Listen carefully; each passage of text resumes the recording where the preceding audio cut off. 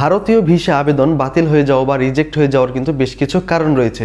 মূলত আজকে সেই উল্লেখযোগ্য 5টি কারণ আপনাদের সাথে শেয়ার করব, যেগুলো ভবিষ্যতে আপনারা আবেদন করার সময় যদি খেয়াল রাখেন আশা করি সমস্যাগুলো আর হবে না।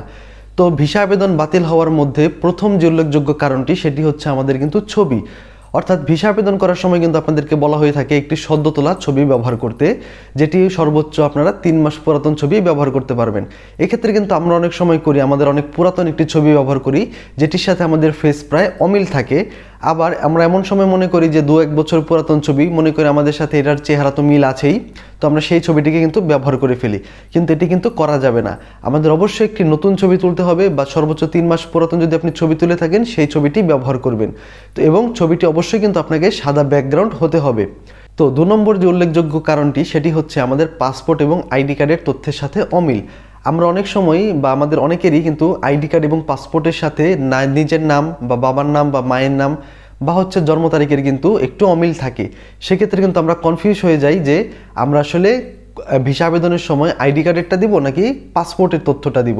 এক্ষেত্রে কিন্তু আপনাকে অবশ্যই আপনার পাসপোর্টের তথ্য দিতে হবে, অর্থাৎ আপনার একদম 100% আপনার পাসপোর্টে যেভাবে নাম আছে, যেভাবে আপনার বাবার নাম মায়ের নাম আপনার জন্ম তারিখ আছে সেইভাবে আপনাকে ভিসা ফর্মটি পূরণ করতে হবে। এবং আপনার যদি স্কুল সার্টিফিকেট বা আপনি জন্ম নিবন্ধন দিতে চান সেটাও কিন্তু দিতে পারবেন না, আপনাকে অবশ্যই আপনার শুধুমাত্র পাসপোর্টের তথ্যের সাথে মিল রেখেই আপনাকে দিতে হবে। তো 3 নম্বর যে কারণটি সেটি হচ্ছে আমরা কিন্তু ভিসা আবেদনের সময় দেখা গেল আমরা এখানে ট্যুরিস্ট সিলেক্ট করি, বা হচ্ছে আমরা কিন্তু মেডিকেল ভিসা সিলেক্ট করি বা স্টুডেন্ট ভিসা এখানে আবেদনের সময় দিই, কিন্তু আমরা কিন্তু পেমেন্টের সময় অনেক সময় মিস করে ট্যুরিস্ট সিলেক্ট করে কিন্তু আমরা মেডিকেল ভিসা বা হচ্ছে অন্য কোনোটা যদি পেমেন্ট দিয়ে ফেলি তাহলে কিন্তু আমাদের ভিসাটি বাতিল হয়ে যাবে। অর্থাৎ আপনি যে ভিসা অ্যাপ্লিকেশন করবেন এবং পেমেন্ট দেওয়ার সময় আপনাকে কিন্তু সেই অপশনটি সিলেক্ট করতে হবে। তো চতুর্থ একটি কিন্তু অনেক গুরুত্বপূর্ণ পয়েন্ট, যেটি হচ্ছে আমাদের পাসপোর্টের মেয়াদ সংক্রান্ত। আপনারা ভিসা আবেদন করেন অবশ্যই দেখেন যে আপনাদের পাসপোর্টে মেয়াদ আছে, কিন্তু আপনাকে ভিসা আবেদন করতে হলে আপনার পাসপোর্টে কিন্তু মিনিমাম 6 মাসের মেয়াদ থাকতে হবে। আপনার পাসপোর্টে যদি আগামী 4 মাসের মধ্যে পাসপোর্টের মেয়াদ শেষ হয়ে যায়, সেক্ষেত্রে আপনি যদি ভিসা আবেদন করেন তাহলে কিন্তু আপনি ভিসা আবেদনটি অর্থাৎ আপনি কিন্তু ভিসা পাবেন না।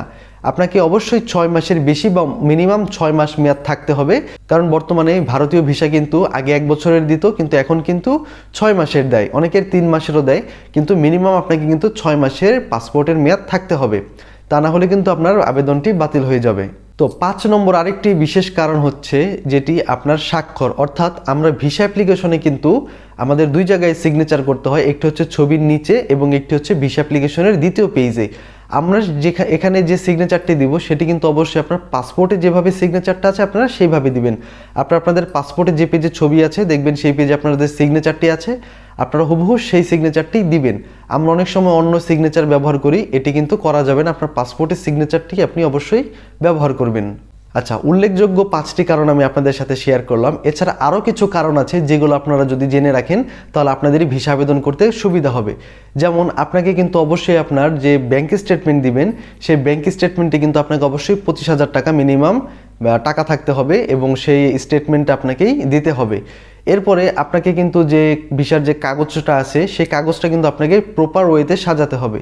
যেমন এক্ষেত্রে কিন্তু আপনাকে প্রথমে ভিসার অ্যাপ্লিকেশন, এরপরে কিন্তু আপনার ভোটার আইডি কার্ড, বা আপনি যদি স্টুডেন্ট বা আপনার ভোটার আইডি কার্ড না থাকে আপনার জন্ম নিবন্ধন থাকে সেক্ষেত্রে আপনি জন্ম নিবন্ধনের ফটোকপি দিবেন। এরপরে হচ্ছে আপনাকে দিতে হবে আপনার যে বাসার বিদ্যুৎ বিল অথবা গ্যাস বিল, যে কোনো একটি ইউটিলিটি বিলের কপি দিতে হবে। এরপরে দিতে হবে আপনার ব্যাংক স্টেটমেন্টটা।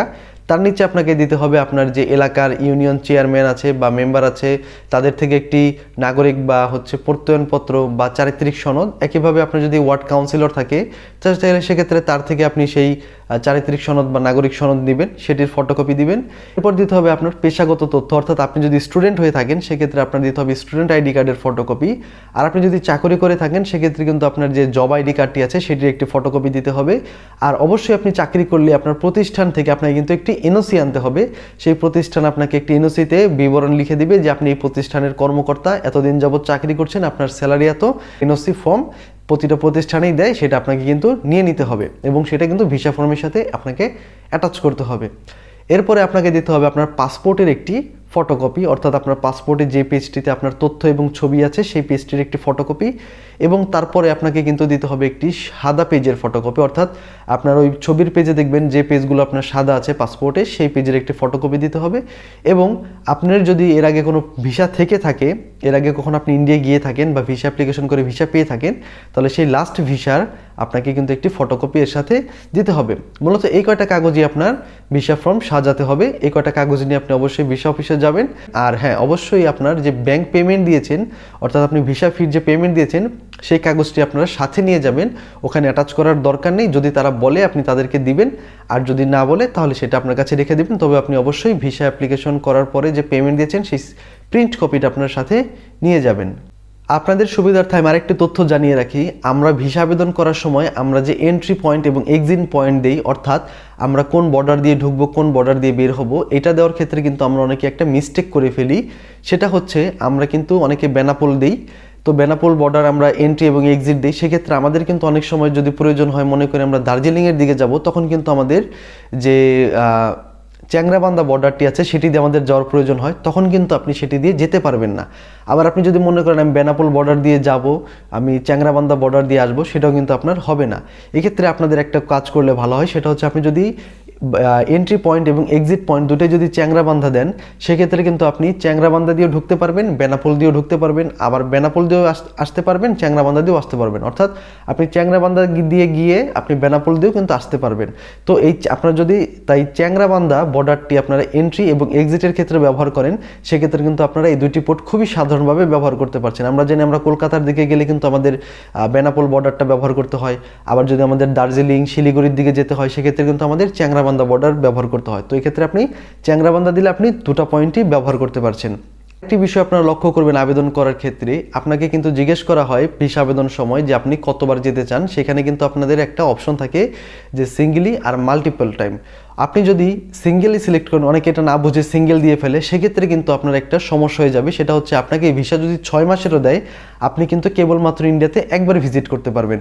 আর আপনি যদি সেখানে বা মাল্টিপল সিলেক্ট করে দেন, সেক্ষেত্রে কিন্তু আপনাকে তারা যদি 6 মাসের ভিসা দেয় বা 3 মাসের ভিসা দেয়, আপনি সেই 6 মাস 3 মাসের মধ্যে যতবার খুশি ইন্ডিয়াতে যেতে পারবেন এবং আসতে পারবেন। তো এই ছিল টোটাল বিষয়টা, আশা করি বুঝতে পেরেছেন। চাইলে আমার চ্যানেলটিকে সাবস্ক্রাইব করে পাশে থাকতে পারেন, আগামীতে আরও ভিডিও আসবে নতুন নতুন। আর আমার চ্যানেলে কিন্তু বিভিন্ন প্রয়োজনীয় ভিডিও দেওয়া আছে, এনআইডি কার্ড সংশোধন, নতুন এনআইডি করা, পাসপোর্ট সংক্রান্ত ই-3 সার্টিফিকেট থেকে শুরু করে যাবতীয়, চাইলে দেখে আসতে পারেন। এবং সামনে নতুন ভিডিও আসবে, তো আশা করি আপনাদের কাজে লাগতে পারে। তো দেখা হবে নতুন কোনো ভিডিওতে, ততক্ষণ ভালো থাকুন, সুস্থ থাকুন, ধন্যবাদ।